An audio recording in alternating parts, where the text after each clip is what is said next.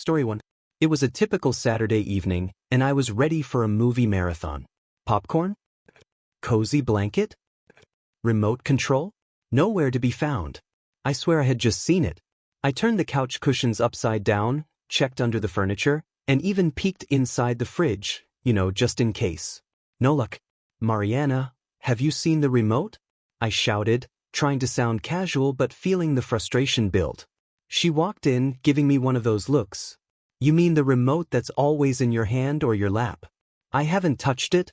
I sighed, now convinced that our house was haunted by a mischievous ghost with a love for TV remotes. After another 10 minutes of searching, I accepted defeat. Fine, I'll use the app to control the TV, I muttered to myself, pulling out my phone. But just as I started scrolling, I noticed something odd. Mariana glanced at me with a grin. What? I asked, narrowing my eyes. She pointed at my hand. Check your back pocket. I froze. Slowly, I reached behind me and pulled out the remote. I had been carrying it the whole time. She burst out laughing as I stood there, defeated. Looks like the ghost strikes again, she teased. I couldn't help but laugh too, though I secretly wondered if that remote had a mind of its own. Story 2. I had finally decided to hit the gym after months of putting it off. Feeling motivated, I grabbed my brand new workout clothes and headed straight for the treadmill. The gym was busy, but I found an open machine and hopped on. I had seen enough videos online to know that the key was to start slow, so I set the speed to a comfortable walk. Everything was going great.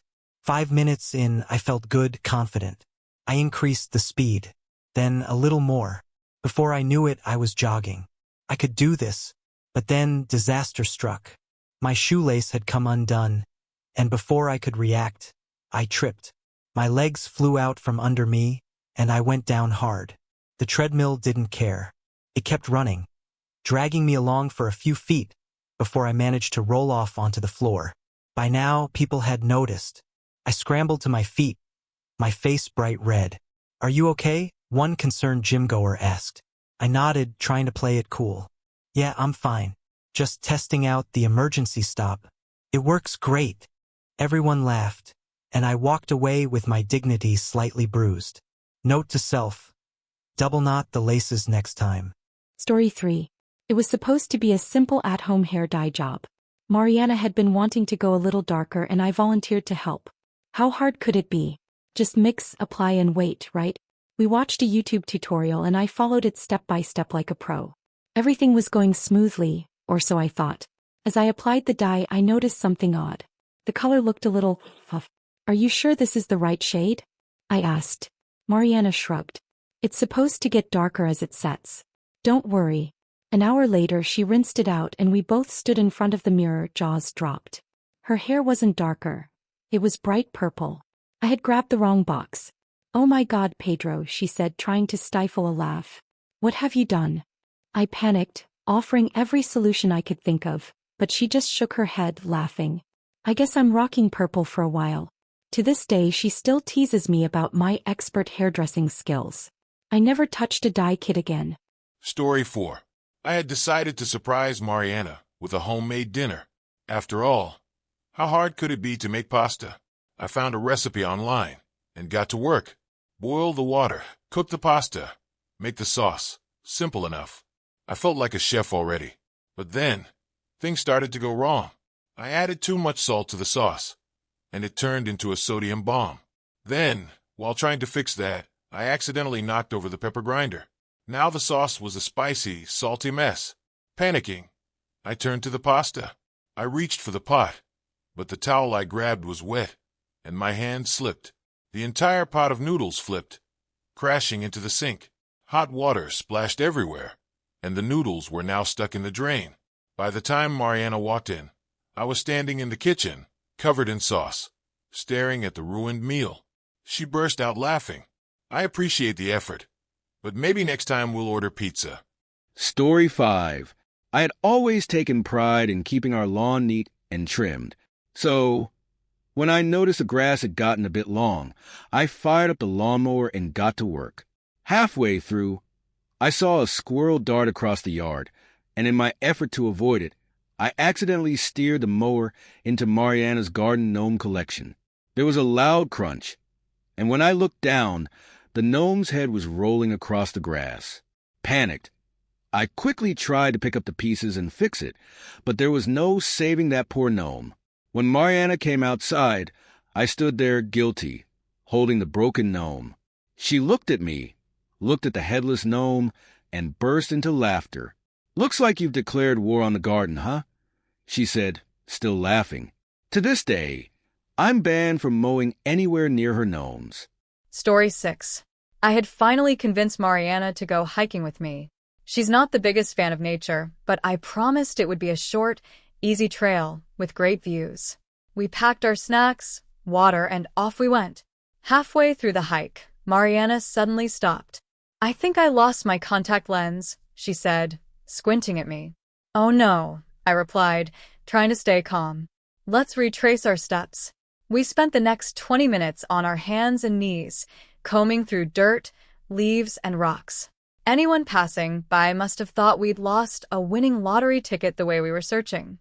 I was just about to give up when Mariana called out, "I found it." I ran over, only to see her holding a pebble. "Never mind," she said, defeated. Finally, I suggested we give up and head back to the car. As we walked, I noticed something shiny stuck to Mariana's shirt.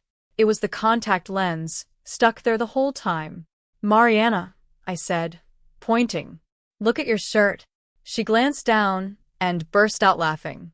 I swear, this kind of thing only happens to us. We laughed all the way home, grateful the lens hadn't been lost somewhere in the wild after all. Story 7. Mariana and I had made the brave decision to buy some new shelves from IKEA. If you've ever built IKEA furniture, you know that easy assembly is just a polite way of saying good luck. We got home, spread out the pieces, and opened the instructions. Step 1 seemed easy enough, and we made quick progress.